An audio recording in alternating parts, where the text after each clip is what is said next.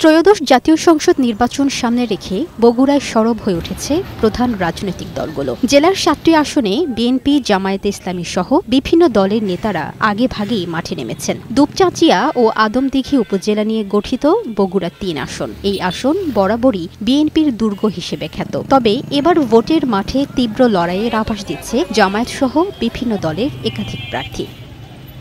বগুড়া ৩ আসনেই বিএনপির প্রার্থী হিসেবে মনোনয়ন পেয়েছেন সাবেক এমপি মরহুম আব্দুল মজিদ তালুকদারের ছেলে আব্দুল মহিদ তালুকদার। প্রার্থী ঘোষণার পর পথসভা, গণসংযোগ সহ নানা কর্মকাণ্ডে ব্যস্ত সময় পার করছেন তিনি। এই এলাকার মানুষ একটা উন্নত জীবন যাপন করবে আগামী দিনে ইনশাল্লাহ। শতভাগ আমি বিশ্বাস করি ধানের শীষে 100% শতভাগ জিতবে।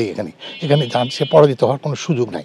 এদিকে আনুষ্ঠানিকভাবে প্রার্থী ঘোষণা না করলেও ভোটের মাঠে দাপিয়ে বেড়াচ্ছেন জামায়াত সমর্থিত প্রার্থী নূর মোহাম্মদ তাহের। কর্মী সভা, গণসংযোগ সহ নানাভাবে প্রচারণায় সরব রয়েছেন এই প্রার্থীও। একটা পরিবর্তিত বাংলাদেশের মিছিলে সবাই অংশগ্রহণ করবে, আমরা সেখানে একজন কন্ট্রিবিউটর মাত্র।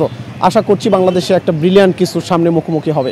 এদিকে দীর্ঘদিন পর ভোট দিতে মুখিয়ে আছেন ভোটাররাও। সবাই যেন সুষ্ঠুভাবে ভোট দিতে পারে, এটাই সবচেয়ে আশা। সুষ্ঠু ভোট হওয়ার সম্ভাবনাটাই বেশি বোঝা যাচ্ছে।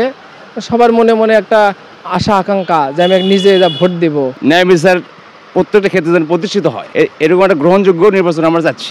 এবার অবাধ, নিরপেক্ষ ও সুষ্ঠু ভোট আয়োজন হবে বলে প্রত্যাশা তাদের।